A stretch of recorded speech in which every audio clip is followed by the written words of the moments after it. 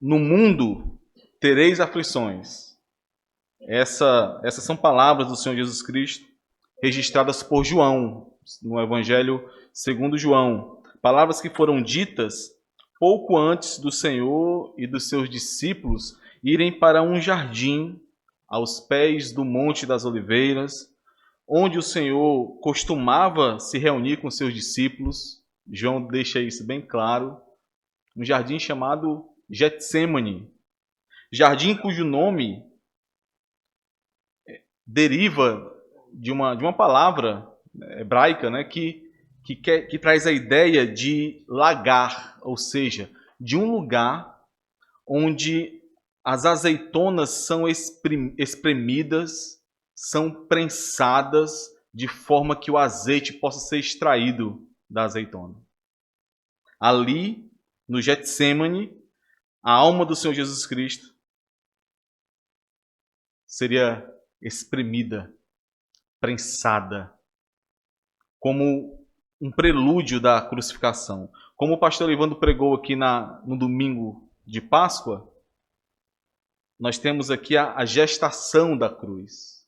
Quando o Senhor, ele assume por vontade própria desejar essa angústia e esse sofrimento da cruz, sentindo ali muitos daquilo que prenunciava o que seria a cruz. Sofrimento, agonia, aflição, como nenhum outro homem sentiu ou jamais sentirá um dia. Nas últimas mensagens dessa exposição em Marcos, nós temos avançado nos relatos da última semana do Senhor Jesus Cristo, antes da sua morte e ressurreição. E é aqui, nesse relato que nós lemos do Getsêmani, que a agonia e a aflição inerentes à sua obra de resgate começam a ser vistos de forma muito explícita. Porque para isso ele veio. O Senhor fala isso no capítulo 10 de Marcos. Para isso veio o Filho do Homem, para servir e dar a sua vida em resgate por muitos. O tema da nossa reflexão de hoje, como os irmãos viram na imagem, é sobre a aflição. A aflição experimentada pelo Senhor no jardim do Getsêmani, a aflição no caminho do discipulado, como nós sempre tentamos refletir em como o conhecimento acerca do Senhor Jesus Cristo também nos conduz a entendermos como discípulos do Senhor, nós trilhamos esse caminho do discipulado, seguindo a Ele e também conduzindo outros a seguirem ao Senhor. É sobre isso que nós refletiremos hoje. O pastor Tim Keller, em um livro chamado A Cruz do Rei, utilizando esse texto do Getsêmani, ele afirma o seguinte: ele afirma que a aflição ou o sofrimento surgem quando existe uma distância entre os desejos do seu coração e as circunstâncias da sua vida. Quanto maior for essa distância, maior vai ser a aflição. Assim, quando alguém vê que essa distância está ficando muito grande, ele pode tomar dois caminhos. Geralmente toma dois caminhos. Ou ele tenta mudar as circunstâncias, muitas vezes fugindo, quebrando promessas, rompendo relacionamentos. Eu imagino que muitos aqui já ouviram pessoas que disseram que tiveram que quebrar um casamento, quebrar uma promessa, porque não estava mais se sentindo feliz, e ela tinha a obrigação de se sentir feliz, e por isso ela estava fazendo isso. Obviamente, às vezes, lutar para mudar a circunstância que você está vivendo é uma reação necessária. O ponto que nós precisamos atentar sempre é por que fazer isso. Por que estamos buscando mudar uma circunstância, por exemplo? Por quem nós estamos fazendo isso? Porque se for simplesmente para evitar o sofrimento, para fugir da aflição, não é uma razão suficiente.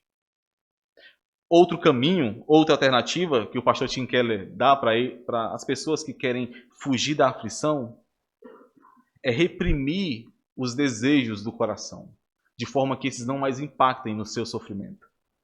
Distanciar-se de relacionamentos, tornar-se uma pessoa fria, sem emoções. Esse é o caminho defendido, por exemplo, pelos budistas.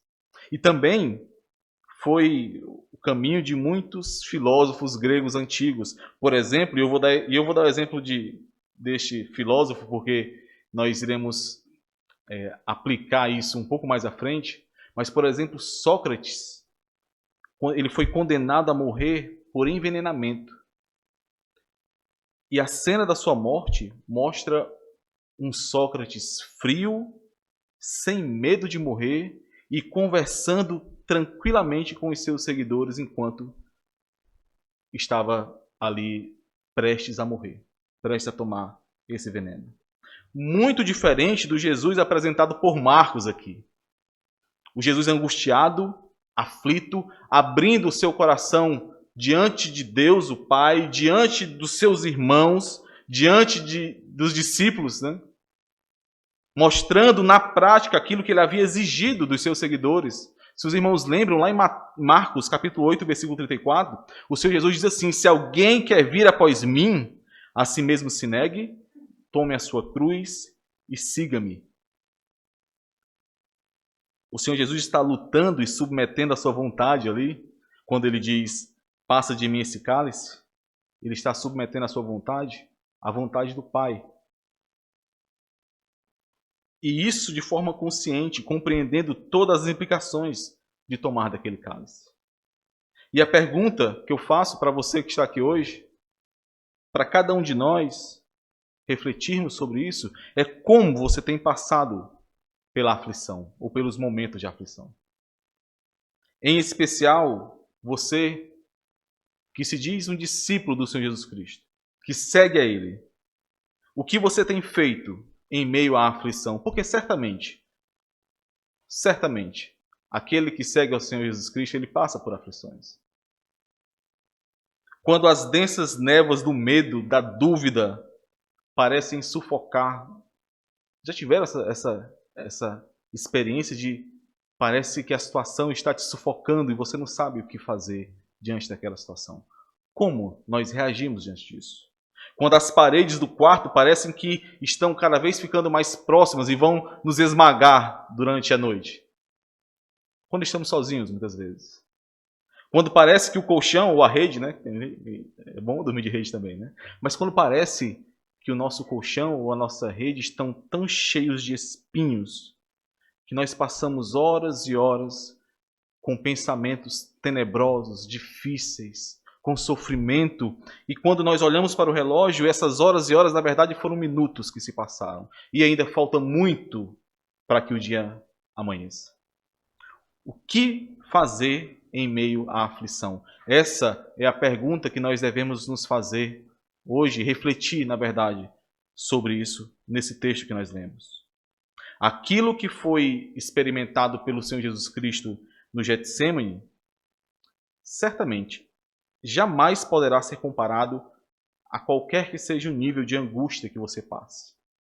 É algo único, algo cósmico, né? Mas nós podemos sim olhar para esse texto, para esse relato, olhar para o Senhor Jesus Cristo nesse momento, e nós podemos aprender como aqueles que trilham o caminho do discipulado passam pela aflição. Então eu vou dividir essa reflexão de hoje, irmãos, em quatro momentos, um pouco mais rápidos. No primeiro momento, eu quero que nós possamos refletir na aflição do Senhor Jesus Cristo no Getsêmani como sendo esse evento único, que não acontecerá jamais com nenhum outro, para que possamos ver isso de forma muito clara. Mas depois, nós veremos 3 pontos que tratam sobre como aqueles que trilham o caminho do discipulado devem passar em meio à aflição.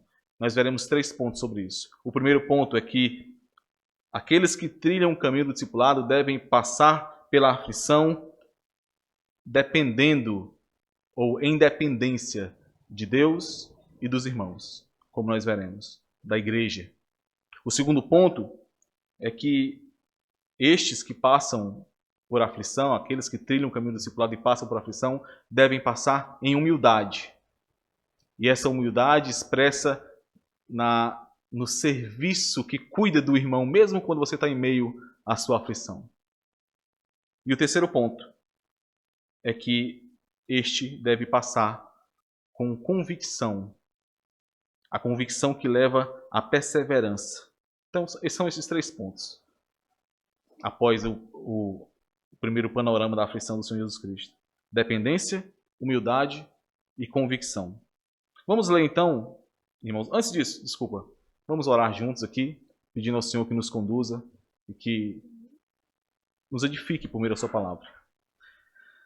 Senhor amado, nós somos tão pequeninos, tão dependentes, tão fracos em nós mesmos. Não temos força, Senhor. Às vezes achamos que temos, é verdade, mas nós não temos. Nós necessitamos do Senhor, da Tua palavra, da Tua santa igreja, dos nossos irmãos. Por favor, Senhor, nos ensina um pouco mais sobre tudo isso hoje, por meio da Tua palavra. Nos permita, Senhor, sermos edificados, termos o nosso coração penetrado pela Tua palavra, de maneira que aguardemos e de maneira que possamos obedecer ao Senhor e viver a Tua palavra. Em nome de Jesus, Senhor. Amém. Vamos ler, irmãos, os versículos 32 ao versículo 36. Então foram a um lugar chamado Getsêmani. Ali, chegados, disse Jesus a seus discípulos: assentai-vos aqui enquanto eu vou orar. E levando consigo a Pedro, Tiago e João, começou a sentir-se tomado de pavor e de angústia. E lhes disse: a minha alma está profundamente triste até a morte. Ficai aqui e vigiai. E adiantando-se um pouco, prostrou-se em terra e orava para que, se possível, lhe fosse poupada aquela hora. E dizia: Abba, Pai, tudo te é possível. Passa de mim este cálice. Contudo, não seja o que eu quero, e sim o que tu queres. Após a ceia e após aquele momento em que o Senhor revela a Pedro que ele o negaria, os discípulos, junto com o Senhor Jesus Cristo, partem para o Getsêmani. E chegando lá, o Senhor se separa, se isola um pouquinho, se afasta um pouco dos discípulos, levando Pedro, Tiago e João, e vai orar. Marcos só registra outras 2 vezes, nós vimos isso, irmãos, o Senhor Jesus Cristo ele se isolando, ele ficando sozinho para orar. E em todas estas vezes, no capítulo 1 e no capítulo 6, a oração aqui é um instrumento de luta e de fortalecimento do propósito para o qual ele foi enviado. Nestes momentos em que o Senhor se afasta um pouco para orar, ele está ali sendo fortalecido em meio ao seu relacionamento com o Pai, para que ele possa, de forma muito convicta, continuar o propósito para o qual ele foi enviado. Como servo sofredor ali, não como o Messias conquistador que os seus discípulos também queriam, junto com o povo. E nós vemos que no versículo 33, que o Senhor Jesus começou a sentir-se tomado de pavor e de angústia. Ele levou consigo Pedro, Tiago e João, e em meio a esse caminho ainda que ele estava percorrendo para orar, ele foi tomado por esse pavor e angústia. E a ideia aqui, irmãos, é um pavor, um medo, um terror tão intenso, jamais experimentado pelo Senhor, que chega a assustar, a surpreender, a transtornar a sua alma. Algo que não aconteceu com o Senhor quando nós vimos ele expulsando demônios. Algo que não aconteceu com o Senhor quando nós vimos ele em meio à tempestade, acalmando ali o mar em meio à tempestade. Sabe, não sei se todos já passaram por isso, mas sabe aquele momento em que você recebe uma notícia ruim, que te impacta de uma forma única, e você fica sem chão, fica espantado, sem acreditar, e então quando você vai compreendendo o que realmente está acontecendo, a dor ela começa a aumentar e parece que você vai morrer ali. E é isso que o Senhor Jesus diz aos seus discípulos: a minha alma está profundamente triste, até a morte. Uma sobrecarga colossal de tristeza, uma tristeza mortal. E a pergunta que certamente vem à nossa mente é por que o Senhor Jesus estava assim? Por que aquele homem que, em meio a tempestades e ao mar, em meio à oposição de demônios, não demonstrou qualquer tipo de pavor como este que ele está passando agora? Por quê? Será que era medo das chicotadas que viriam, da humilhação, da morte, medo da cruz? Será que é isso? Será que era isso, irmãos?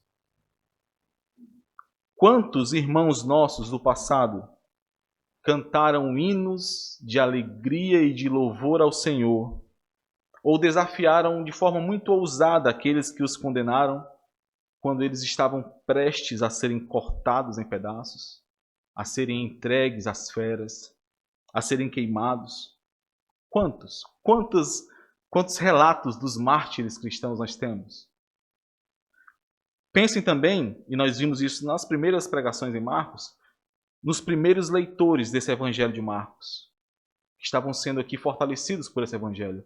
Pensem em quantos desses viram muitos dos seus irmãos sendo cobertos de piche e transformados em tochas vivas que iluminavam as ruas de Roma. Quantos desses que sabiam que muito provavelmente seriam os próximos a passarem por isso? Será que estes irmãos eram mais corajosos que o Senhor Jesus Cristo? Será que é isso que Marcos está dizendo a eles? Que o nosso Salvador e Rei, o nosso Senhor, estava ali aflito no Getsêmani por medo da morte? Será que era isso? Jamais.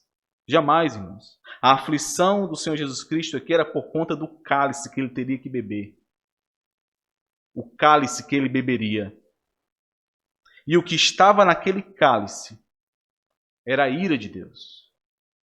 Ira que deveria ser despejada em você e em mim, mas que em poucas horas seria e foi lançada sobre o Senhor.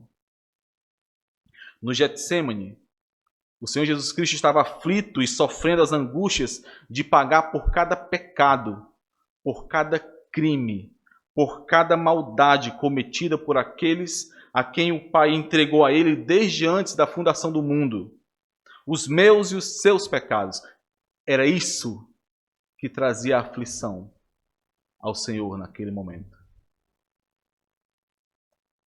Aqueles pecados que você cometeu hoje ou ao longo da semana e sequer percebeu que os cometeu, por conta da insensibilidade, a ofensa que eles trazem. Aqueles pecados que você sabe que ainda estão aí. Você sabe que eles estão aí. Você foi alertado sobre a presença deles. Já te falaram sobre isso. Mas você ainda reluta em se livrar deles, porque isso te causaria dor, isso te causaria sofrimento, isso te causaria angústia, te traria humilhação. Eram esses pecados que estavam causando angústia, aflição e dor no nosso Senhor. Porque esses pecados, isso precisa ficar muito claro, esses pecados exigiam sangue, o seu sangue. Exigiam condenação eterna diante do Deus Santo que foi ofendido. E você e eu, nós só não fomos fulminados, entregues a Satanás e a este mundo, embora nós merecêssemos, porque naquela noite, naquele jardim, o Senhor Jesus Cristo, o Filho de Deus, o Santo de Deus, o servo sofredor, ele escolheu, embora com toda dor, com todo sofrimento, com toda angústia, com toda aflição, ele escolheu fazer a vontade do Pai, suportar a dor e suportar a angústia, suportar o abandono do Pai. Algo jamais experimentado na Santa Trindade. E levar sobre si os seus e os meus pecados. A pergunta que fica é: você crê nisso? Você realmente crê nisso? Se você crê, qual vai ser a sua postura a partir de agora diante do pecado? Qual vai ser a sua postura? Como será a sua luta por santidade À medida em que os pecados que você comete, você sabe da ofensa que eles trazem a Deus e daquilo que foi necessário, do sangue que foi derramado para que eles fossem pagos. Você crê nisso? Como a sua vida expressará que você entende o valor da aflição que o Senhor Jesus Cristo sofreu no Getsêmani? Você, que é jovem, as crianças, você acha que porque os seus pais são crentes, vocês estão livres da condenação eterna? Não, não estão. Você precisa compreender, o quanto antes você precisa compreender quão ofensivo é o pecado. E você precisa compreender isso, se arrepender destes pecados e crer no Senhor Jesus Cristo. Porque somente assim você poderá ser salvo de uma eternidade de dor, de angústia e de sofrimento. Quando o cálice da ira de Deus será derramado sobre todos aqueles que não foram banhados pelo sangue do Cordeiro. Você tem passado por aflições nesse mundo? Eu acredito, irmãos, eu sei. Todos nós passamos por aflições nesse mundo.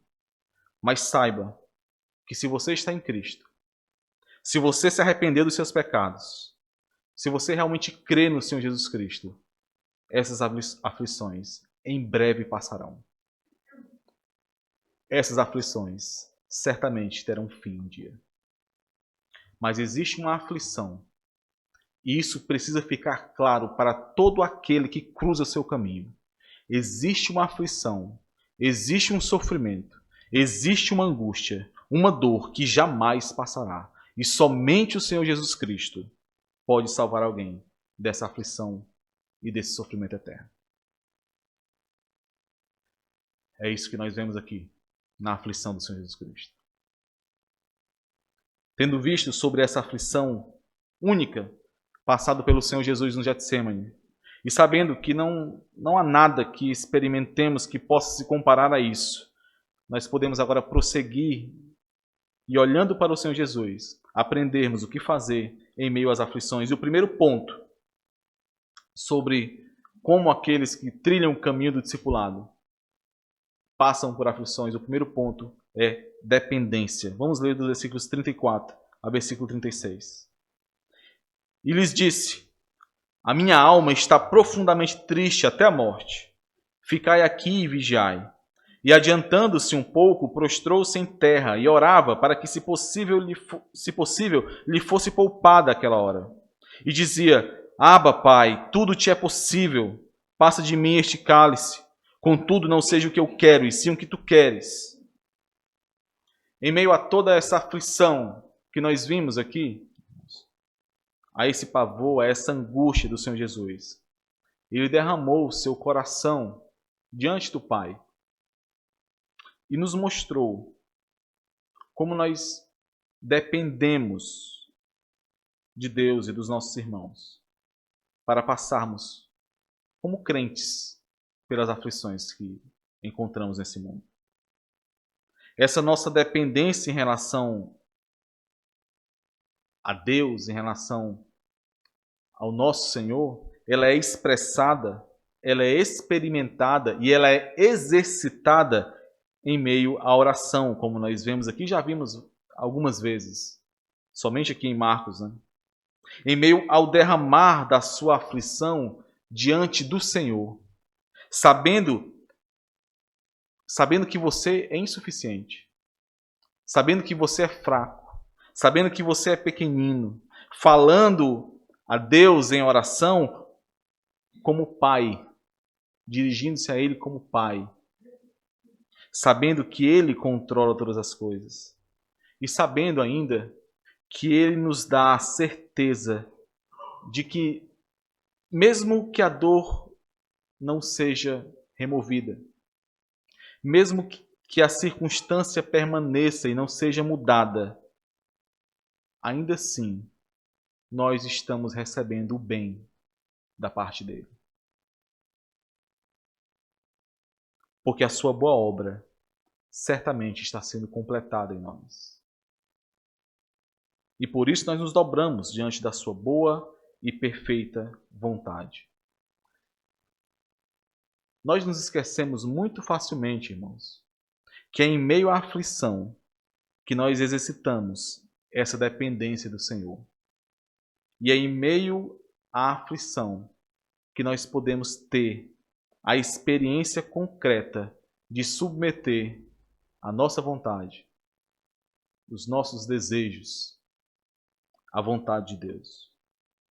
Entendendo que não se trata de lutarmos para que o Senhor mude ou somente mude as nossas circunstâncias. E não trata de lutarmos para que consigamos reprimir a nossa dor.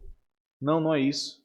Mas sim, como o Senhor Jesus fez aqui, entregar, depositar em obediência, em confiança, em dependência, a nossa vontade, os nossos desejos, que muitas vezes não estão sendo correspondidos, por isso nós estamos sofrendo. Mas entregar tudo isso nas mãos do Senhor, sabendo que por mais que nós não estejamos sentindo agora, somente encontramos satisfação quando estamos fazendo a sua vontade. Quando estamos debaixo da sua vontade, da sua boa e perfeita vontade. Mas além disso, irmãos, nós vemos aqui o Senhor nos ensinando como em meio à aflição nós dependemos também dos nossos irmãos. Dependemos da igreja do Senhor. O Senhor Jesus ele levou consigo Pedro, Tiago e João, aqueles que eram os mais próximos ali entre os discípulos, que sempre estavam com ele em outras ocasiões. E ele os levou, e precisamos lembrar disso, ele os levou mesmo sabendo de suas fraquezas. Mesmo sabendo e tendo dito já a eles que eles o abandonariam um pouco mais à frente. Ainda assim, ele os chamou para estarem com ele. E ele pediu: venham comigo, vigiem comigo, lutem comigo. Tem uma verdade que nós muito facilmente tentamos afastar da nossa vida prática, irmãos, da nossa vida cotidiana. E essa verdade é que nós precisamos sim uns dos outros. Nós dependemos sim uns dos outros, dos nossos irmãos, do corpo de Cristo. E se por um lado, esse relato aqui nos ensina que em meio às aflições nós devemos contar sim com os nossos irmãos, não nos isolarmos, não nos distanciarmos, mas procurarmos sim o apoio, o conforto, o suporte dos nossos irmãos. Se por um lado nós aprendemos isso aqui, por outro lado, nós também somos alertados aqui, que nós temos, como já ouvimos várias e várias vezes aqui, nós temos a obrigação, a responsabilidade de amadurecer, para que possamos ser usados como instrumentos do Senhor para auxiliar os nossos irmãos em meio às aflições. É responsabilidade nossa. Você, e não importa o quanto isso seja falado, não importa o quanto nós escutemos isso, é pouco. Você precisa orar mais pelos seus irmãos. Você precisa lutar mais em meio à oração para o sustento do seu irmão. É dever seu orar por cada irmão, orar pela igreja, orar pelos líderes, orar pelo pastor, lutar junto. Eu estava lendo, é um livro do Celeiro Ministerial agora, o que nós estamos lendo agora, o pastor Benjamin Kitt. Ele é um livro sobre a igreja, né? Um tratado sobre a eclesiologia. E lá o pastor Benjamin Kitt ele fala sobre o dever que os membros têm da igreja de orar pelos pastores, de orar por seus líderes. E ele fala: se você, membro da igreja, não ora pelo seu pastor constantemente, pelos seus líderes constantemente, você não se importa com o seu pastor, com a sua igreja, com os seus irmãos e com as almas que estão esperando por serem resgatadas neste mundo. É dever nosso orar uns pelos outros. Os crentes passam pelas aflições em dependência do Senhor e da igreja. Por isso, não desperdice o momento da angústia. Não desperdice. Não desperdice a angústia com autocomiseração. Não desperdice a angústia com murmuração. Ore, aprenda, exercite o que é depender do Senhor e o que é depender dos irmãos. Nosso segundo ponto é humildade. Versículos 37 a 40. É assim que um crente passa pela aflição, com humildade. Versículo 37. Voltando, achou-os dormindo e disse a Pedro: Simão, tu dormes? Aqui é uma expressão de força, né? O Senhor está gritando aqui: Simão, tu está dormindo, Simão? E não tem como não lembrar de que há poucos versículos atrás, Pedro estava ali gritando, dizendo que jamais abandonaria o Senhor. E agora está dormindo. Simão, tu dormes? Não pudeste vigiar nenhuma hora? Vigiai e orai, para que não entreis em tentação. O espírito, na verdade, está pronto, mas a carne é fraca. Retirando-se de novo, orou, repetindo as mesmas palavras. Voltando, achou-os outra vez dormindo, porque os seus olhos estavam pesados e não sabiam o que lhes responder. Essas ordens aqui para vigiar e orar, porque o espírito está pronto, mas a carne é fraca, elas são um lembrete, irmãos, do Senhor para todo discípulo seu, para todo aquele que o segue. São um lembrete de que obedecer a Deus e confiar nele são as respostas, não são as respostas padrão de um discípulo.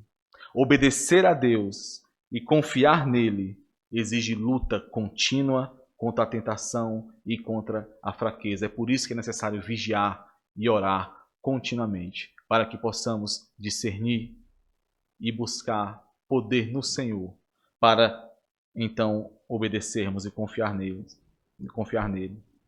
É preciso vigiar, é preciso desconfiar de si mesmo, é preciso contar com outros que possam te alertar, é preciso fomentar uma igreja saudável e submeter-se a ela para ter alguém que te sacuda quando você estiver dormindo.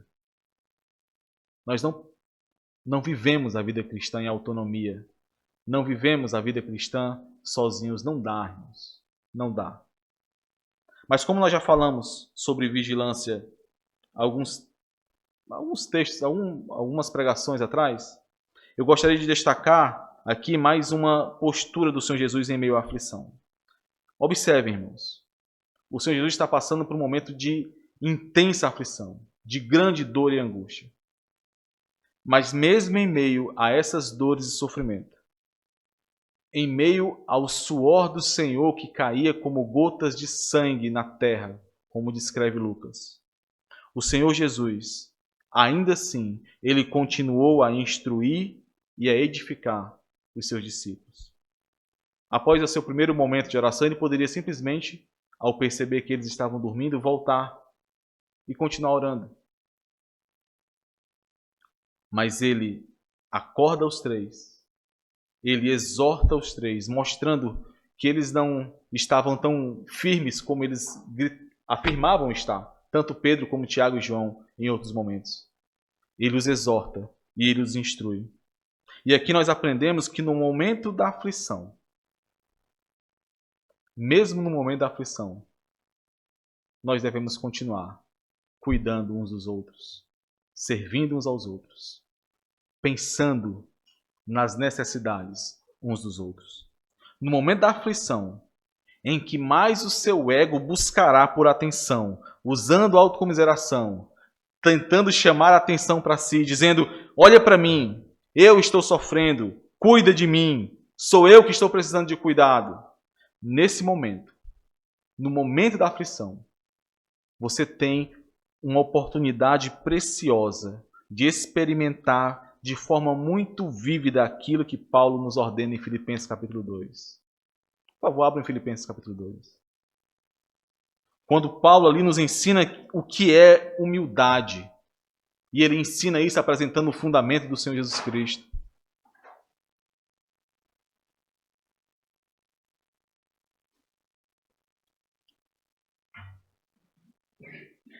Eu vou inverter um pouquinho a ordem dos versículos para auxiliar no meu ponto aqui, mas é Filipenses capítulo 2. Vamos ler primeiro os versículos 5 a 8, quando Paulo apresenta o fundamento daquilo que ele exortou alguns versículos atrás. Filipenses 2, do 5 ao 8.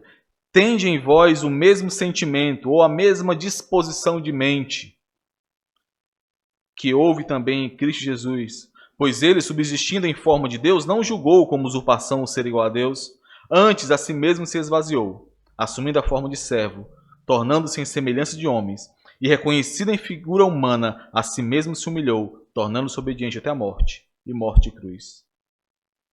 Agora os versículos anteriores, versículos 3 e 4.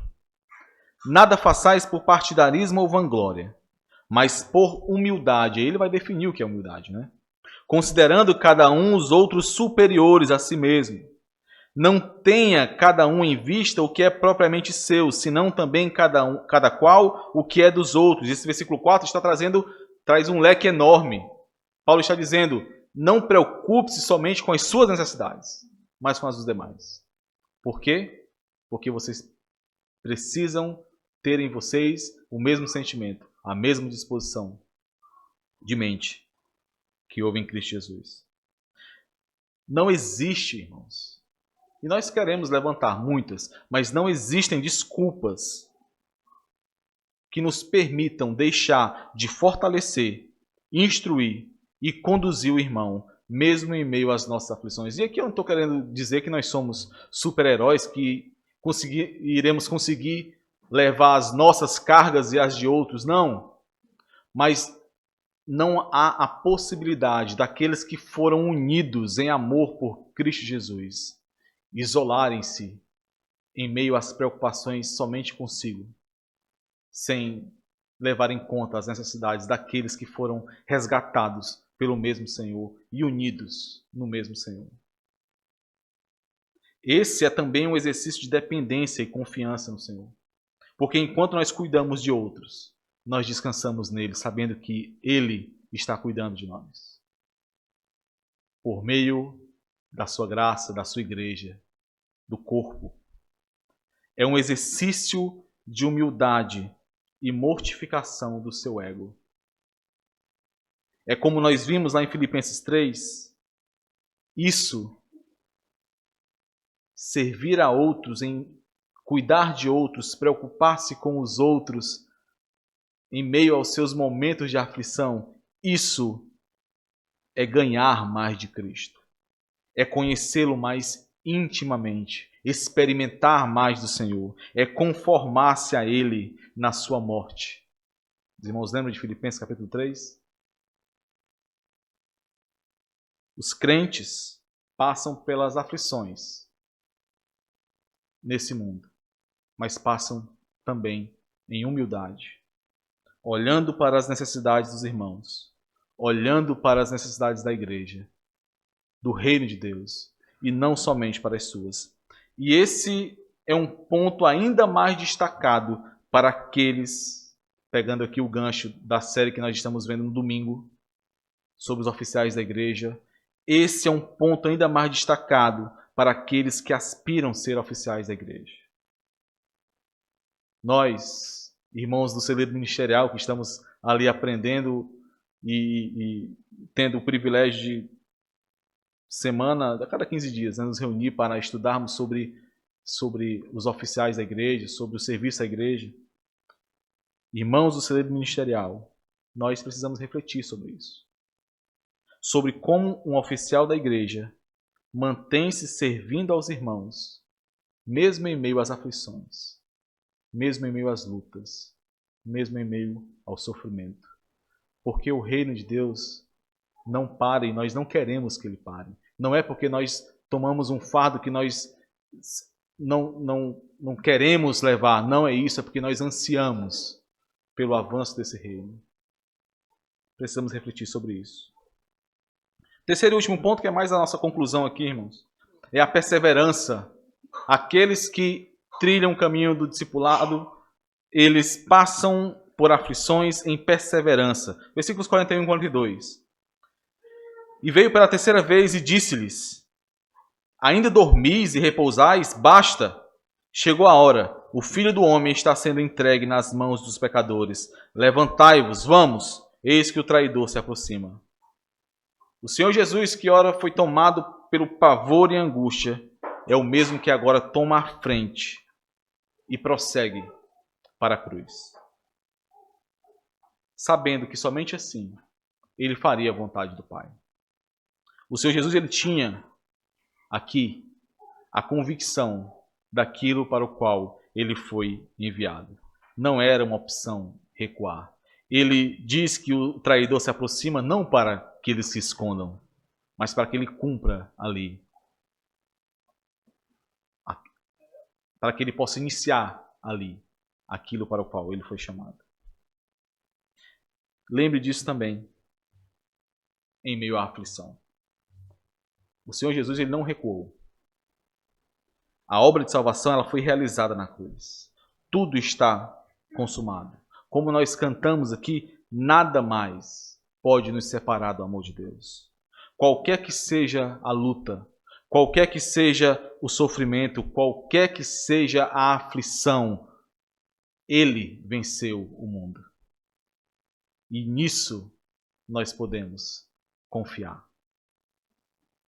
Firmado nisso, irmãos, prossiga, mesmo em meio à aflição, mesmo em meio à angústia, mesmo em meio às noites longas, densas.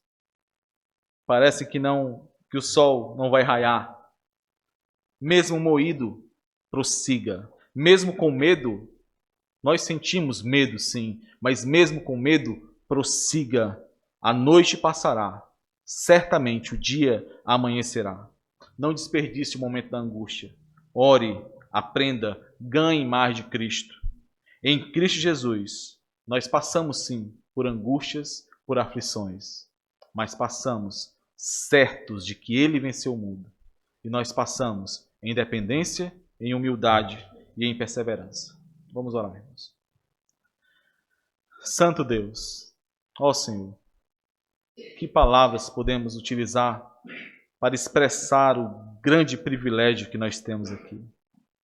A verdade que nos foi revelada por meio da Tua palavra. De que, embora em lutas e sofrimentos nesse mundo, nós não precisamos temer a maior de todas as aflições, a maior de todas as angústias, porque o Senhor nos resgatou. Naquela cruz, o Senhor pagou o preço pelos nossos pecados e agora somos Teus, Senhor.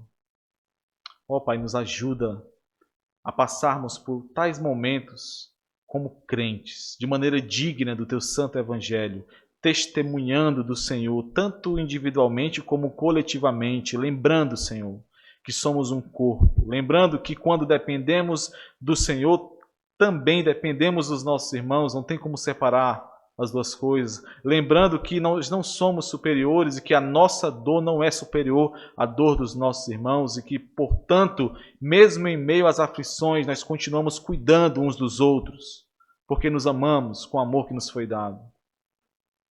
Nos fortalece para que consigamos, Senhor, amparados e sustentados pela verdade que nos foi dada, possamos prosseguir, travando lutas, mesmo em meio a dores, a choros, a aflições, mas certos que estamos caminhando para o alvo, certos que um dia, Senhor, um dia, certamente, nós veremos o nosso Redentor.